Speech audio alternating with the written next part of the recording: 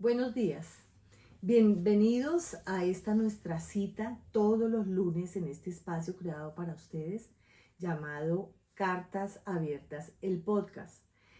En el episodio pasado quedamos entrando en el capítulo 3 del libro de Génesis que nos habla de la caída del ser humano, esa caída que se dio por desobediencia. Habíamos aclarado que fue la desobediencia lo que hizo que el ser humano perdiera la comunión con su creador. Haciendo un resumen de lo que ya habíamos hablado, entonces nos damos cuenta de que la serpiente, que es el símbolo del mal, entró a susurrarle al oído a Eva, haciendo una conversación muy tranquila, muy sutil, acerca de lo que Dios les había dicho con respecto al árbol del cual el Señor les había prohibido comer. Esa prohibición fue directamente a Adán. Adán fue el que recibió la instrucción. Entonces nos vamos dando cuenta ya de que una vez, ¿cómo se da este proceso? El proceso se da porque la serpiente le habla al oído a Eva. Eva se interesa, en ella se despierta como una intriga, ¿qué más hay allá? ¿Qué es lo que Dios no quiere que nosotros veamos? Y se cede a la tentación, toma el fruto, lo come y va a donde Adán, su esposo, y le da de comer. Ese es como el proceso de esta caída. Una vez él come, ocurre algo y es que se dan cuenta, la primera impresión y el primer impacto es que se dan cuenta de que ellos están desnudos. Anteriormente no lo habían percibido. Ellos andaban desnudos, no había frío, no había calor, estaban plenos. Pero cuando ya él cae, come, se da cuenta, se abren los ojos y se dan cuenta de su desnudez. ¿Qué significa desnudez? En ese entorno o lo que significa la palabra desnudez tiene que ver directamente con vergüenza, con culpabilidad, tiene que ver con las emociones y los sentimientos del ser humano, cómo se contaminaron de miedo, se contaminaron de ese temor porque le habían fallado a Dios, y el simple hecho de descubrir algo que ellos no tenían conciencia les originó a ellos todo este tipo de sentimientos. Entonces, en ese momento, obviamente ya hubo una ruptura de la comunión entre el Padre Creador, Dios, y la humanidad. Bueno, entonces aquí aparece una necesidad importante para el ser humano dentro de su caída, dentro de su pecado, y era cubrirse, porque sentían vergüenza. Nosotros lo vamos a ver y lo vamos a leer aquí en el versículo 7 que dice: luego le dio a su esposo y también él comió. En ese momento se les abrieron los ojos y tomaron conciencia de la desnudez. Por eso, para cubrirse, entretejieron hojas de higuera, dice. Y con esas hojas de higuera taparon su cuerpo, taparon lo que les causaba vergüenza. Estas hojas de higuera tienen un significado especial. Las hojas de higuera, cuando nos tapamos con hojas de higuera, realmente lo estamos haciendo bajo nuestra propia fuerza, lo estamos haciendo bajo nuestras propias fuerzas. Eso es considerado una obra muerta, porque realmente nosotros mismos, por nosotros mismos, no podemos hacer nada. Nosotros mismos no podemos cubrir nuestros pecados, por nosotros mismos no nos podemos salvar. Entonces, esas hojas de higuera realmente lo que representan es un esfuerzo humano para poder lidiar con el pecado. Es un intento de ocultar la culpa y la vergüenza que ellos descubrieron en ese momento. Tiene que ver con hipocresía, tiene que ver con fingir que nada ha pasado. Y la hipocresía es tapar algo, ¿cierto? Algo de lo cual, por ejemplo, cuando la persona tiene hipocresía en su vida, es como tapar algo de lo cual yo considero nadie se da cuenta. pero hay muchos ojos que se pueden dar cuenta de algo que no está, de algo de lo cual uno vive y no corresponde realmente a la verdad de nuestra vida. Entonces aquí esta parte es bien importante porque digamos que esto tiene que ver también con religión. Y tenemos que hacer una diferenciación bien grande entre religión y relación. Lo que la palabra del Señor nos muestra es que nosotros debemos tener relación con Dios Padre, con Dios Hijo y con Dios Espíritu Santo, en donde Jesús es el autor principal de la Biblia. Entonces, no importa qué religión sea, todas las religiones tienen como unos ritos y crean como situaciones creyendo que cumpliendo con ciertos ritos, con ciertas estipulaciones humanas, porque esto es creado por seres humanos, podemos llegar a alcanzar la misericordia de Dios. Es algo realmente relacionado directamente con la hoja de higuera. Bueno, entonces, ¿qué sucede después?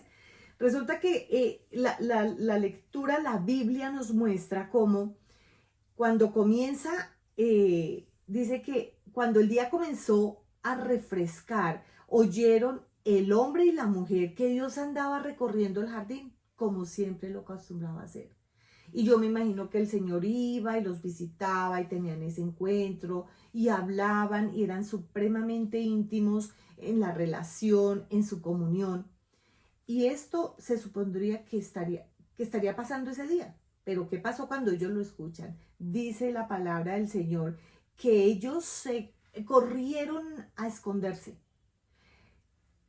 Esta narración el Señor permitió que quedara escrita para que nosotros conozcamos cómo es la reacción o conducta del ser humano cuando estamos en pecado. Porque el Señor ya sabía todo lo que había sucedido. Entonces, Dios dice, como que no los encuentro, ¿dónde estás? Porque él siempre se va a dirigir a Adán. Y entonces el hombre contesta, escuché que andabas por el jardín y tuve miedo porque estoy desnudo. Entonces démonos cuenta cómo esa fractura ya por el pecado, tuve miedo. El hombre nunca había experimentado el miedo, el temor, nunca. La angustia. Por eso yo decía que este es el capítulo más triste de toda la Biblia, porque aquí se rompe la comunión con Dios. Y entonces todas estas emociones que el ser humano tiene, digamos, se despertaron. Y una de ellas fue, dice, tuve miedo. Y el Señor le dice, ¿y por qué tuviste miedo? Y él lo confronta directamente, le dice, ¿fue que comiste del fruto del que te dije que no comieras? Y aquí entra una cosa supremamente importante y tiene que ver con las excusas que nosotros como seres humanos utilizamos. Entonces, claro, cuando Adán se siente confrontado, lo primero que él responde es, la mujer que me diste por compañera me dio de ese fruto y yo lo comí.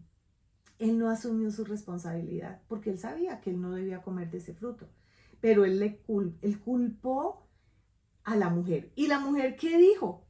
La mujer tampoco asumió su responsabilidad. La mujer dijo, la serpiente me engañó y comí, contestó ella, dice la palabra. Entonces, aquí hay una escena para contemplarla, porque la serpiente está mirando lo que está ocurriendo. Yo me imagino que en su cara tiene una sonrisa de satisfacción de ver que lo había logrado su cometido y está de espectadora. Sin embargo, ¿qué ocurre?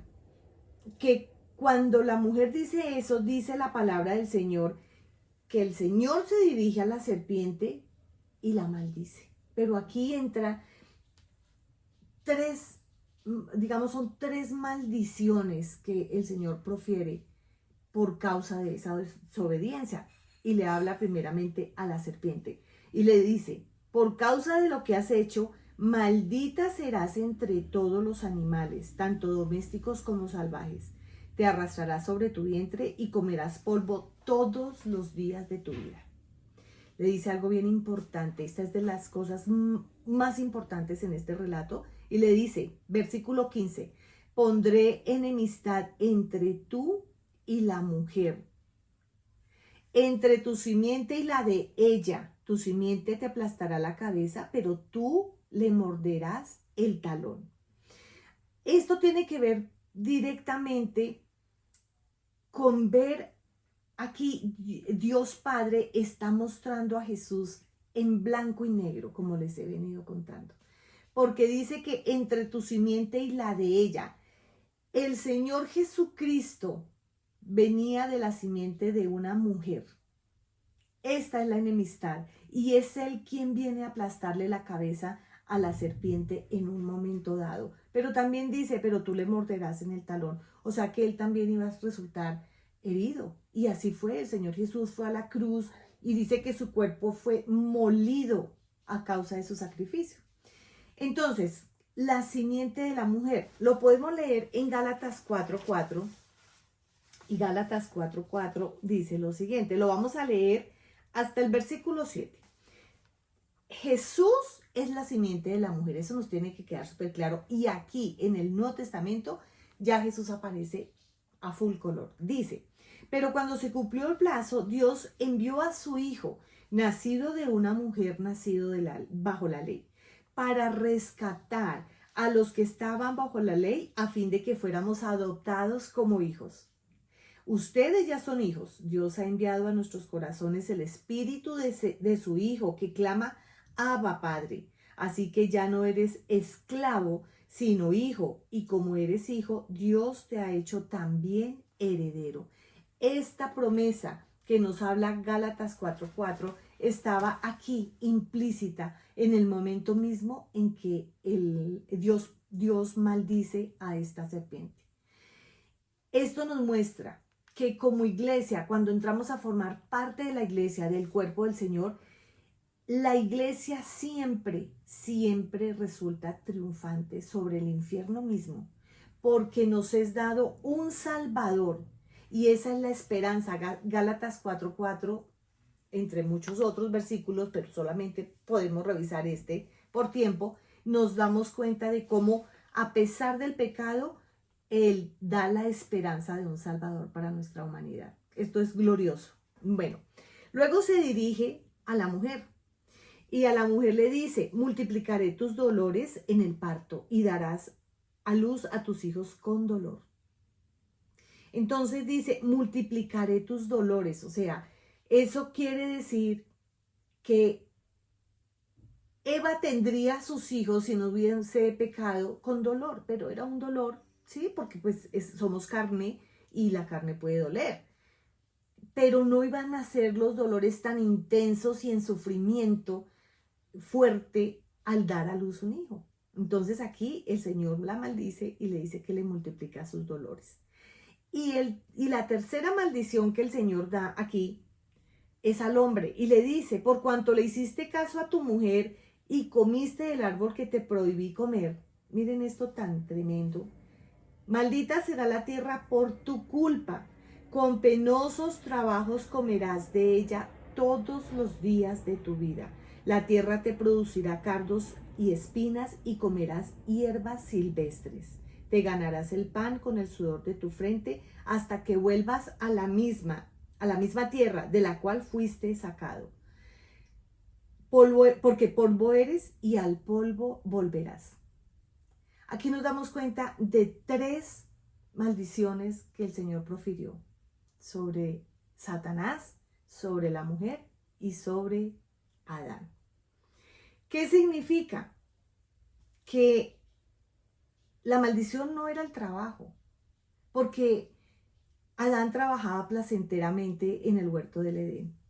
Adán trabajaba de forma deliciosa, diría yo, porque no había ese cansancio, ese sudor, ese esfuerzo para que la tierra produjera. De hecho, acá dice que la tierra te producirá cardos y espinas, es decir, que esa semilla que el Señor había colocado allí ya no iba a ser tan fructífera, ya no tenía toda la potencia que tenía de producción, sino que iban a salir cardos, espinas, es decir, como plantas secas de las cuales fácilmente no se podría alimentar. Y realmente uno ve pues con tristeza cómo la tierra cayó bajo la influencia del mismo Satanás. O sea, ya la autoridad estaba en cabeza del enemigo y por eso la tierra también fue maldita. Cuando yo leo esto, tengo preguntas y yo pensaba, decía, ¿qué hubiera pasado si, bueno, Eva peca, come, pero qué hubiera pasado si Adán se para bajo obediencia y rechaza comer el fruto? La Biblia no nos muestra, yo solamente lo pienso, pero las cosas sí realmente hubiesen sido muy diferentes, ¿no? Comenzando porque a cada uno le llegó una maldición y lo más seguro es que si la mujer hubiese padecido muchísimo, esa es mi opinión, y la tierra no se hubiera librado pues de una maldición, las cosas hubieran sido completamente diferentes. Bueno, entonces aquí dice que Adán se queda mirando a Eva después de todo esto y le hace no un cambio de nombre, pero sí le da como otro nombre, porque recuerdan ustedes que al inicio, cuando él se despertó y vio que había una compañera idónea para él, la llamó mujer. En este caso le cambia el nombre a Eva, que significa madre de todo ser viviente. Bueno, sucede esto y sigue la historia y vemos que a través de esto, a pesar de que Dios tiene que actuar porque Él es un Dios de orden y Él no tolera el pecado, Él sí ama al pecador. Entonces aquí nos damos cuenta de cómo en el versículo 21 dice, Dios el Señor hizo ropa de pieles para que el hombre y su mujer los vistiera. Los vistió, dice, y dijo, el ser humano ha llegado a ser como uno de nosotros, pues tiene conocimiento del bien y del mal. Bueno, voy a parar acá y voy a hacer vamos a profundizar en esta parte donde dice que el Señor hizo ropa de pieles para el hombre y la mujer. Aquí, para poder sacar esas pieles, ropa de pieles, muy seguramente pues eran pieles de animales, y para poder tener esas pieles de animales tuvo que haber un sacrificio. Entonces aquí es como si hubiese un primer derramamiento de sangre de esos animales que nada tenían que ver con el pecado, pero que fueron sacrificados para poder coger esa piel y vestir a este ser humano, quitarle las hojas de higuera, porque la palabra del Señor nos muestra que no es por nuestras propias fuerzas, ni por nuestros propios inventos que queramos tapar el pecado, es porque Dios nos cubre. Entonces aquí vemos, y hay también la representación de Cristo, porque cuando nosotros llegamos a Cristo, con todas estas hojas de higuera tapando toda la inmundicia de nuestro pecado, el Señor hace un cambio de vestiduras y la palabra del Señor dice que nos cambia ropas de inmundicia por ropas de salvación, por ropa blanca, por ropa realmente que muestra la salvación de nuestra vida. Es digamos, un simbolismo que viene a través de Jesús. Jesús, los que hayan seguido este podcast, lo vimos en Juan, en el Evangelio de Juan. Él es el Cordero de Dios que fue inmolado por nosotros. Aquí es el simbolismo de esos animales que la Biblia no nos dice qué animales fueron, pero es el simbolismo de la salvación a través de Jesús. Esos animales fueron sacrificados para poder sacar la piel y cubrir. El Cordero de Dios fue sacrificado para que su sangre fuera derramada sobre nosotros y pudiéramos ser salvos. Bueno, aquí viene una cosa también súper importante. Entonces, bueno, ya el Señor los viste y en el versículo 22 dice, y el ser humano ha llegado a ser como nosotros, dice Dios, pues tiene el conocimiento del bien y del mal. No vaya a ser que extienda su mano y también tome del fruto del árbol de la vida y lo coma y viva para siempre. Entonces Dios, el Señor, expulsó al ser humano del jardín del Edén para que trabajara la tierra de la cual había sido hecho.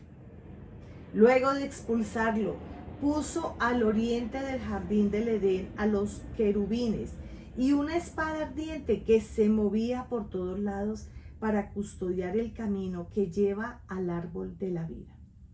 Vamos a mirar esto.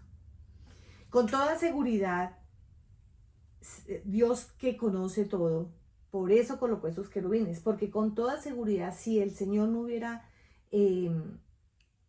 puesto guardianes en ese huerto, con toda seguridad que ellos hubieran llegado hasta donde estaba ese árbol de la vida y hubieran comido de ese fruto. Con toda seguridad hubiera pasado, además, porque ya en ellos estaba ya la malicia, estaba ya el pecado, o sea que no, nada se los habría podido impedir. Entonces el plan de Dios para la humanidad es que podamos vivir eternamente. Pero como ya habíamos caído, entonces tenía que venir el Redentor, como lo vimos en Gálatas 4. En este caso, el hombre ya estaba lleno de pecado.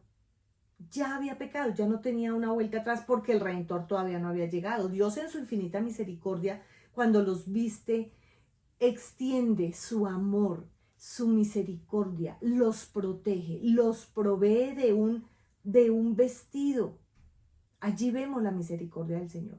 Pero como ya estaban con ese pecado, la condición del ser humano, si en esta situación de pecado hubiese llegado a comer del árbol de la vida, hubiera sido el mismo infierno en la tierra, porque hubiese vivido eternamente, pero en una condición absolutamente de miseria espiritual, de miseria, ni se diga moral, pero también física, porque la enfermedad entró dentro también de esa maldición.